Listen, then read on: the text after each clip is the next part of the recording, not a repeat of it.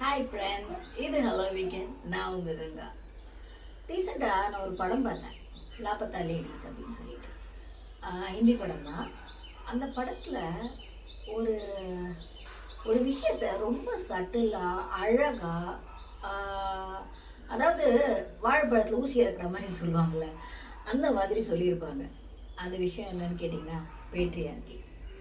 நம்ம இந்தியன் சொசைட்டியில் ரொம்ப ரொம்ப ரொம்ப ரொம்ப ஃபேமிலி சிஸ்டமில் ஊடுருவி போன ஒரு உள்ளுக்குள்ளே அப்படியே யாருக்குமே தெரியாமல் ட்ராவல் பண்ணுற ஒரு நதி மாதிரி இருக்கிற ஒரு விஷயம் தான் இந்த பேட்ரியார்கிங்கிற விஷயம்.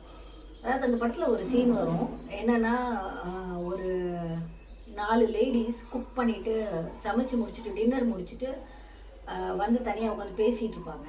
அப்போது திடீர்னு ஒரு பொண்ணு சொல்லுவாள், இது மாதிரி நான் வந்து எங்கள் அப்பா அம்மா வீட்டில் இருக்கும்போது எனக்கு பிடிச்ச ஒரு விஷயம் எனக்கு சமைக்கணும் அப்படின்னு தோணுச்சுன்னா, இல்லை எனக்கு சாப்பிடணும்னு தோணுச்சுன்னா, நான் எங்கள் அம்மா கிட்ட சொல்லுவேன். எங்கள் அம்மா சமைச்சு தருவாங்க, நான் சாப்பிடுவேன். நான் வந்து ரியலைஸே பண்ணலை, அவங்களுக்கு பிடிச்ச விஷயத்த அவங்க ஒரு நாள் கூட சமைச்சு சாப்பிட்டது இல்லை. அதே மாதிரி இப்போ கல்யாணம் ஆகி நான் வந்ததுக்கப்புறம் எனக்கு பிடிச்ச விஷயத்த நான் ஒரு நாள் கூட சமைச்சு சாப்பிட்டது இல்லை. எப்போவுமே மற்றவங்களுக்கு என்ன பிடிக்கும்னு கேட்டு அவங்களுக்கு சமைச்சு கொடுக்குறது அதுலேருந்து நான் எடுத்து சாப்பிடுவேன், தவிர எனக்கு இது பிடிக்கும் அப்படின்னு நான் சமைச்சு சாப்பிட்டது இல்லைன்னு.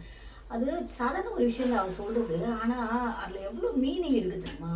இந்த மாதிரி நிறைய சீன்ஸ் இருக்குது அந்த படத்தில்.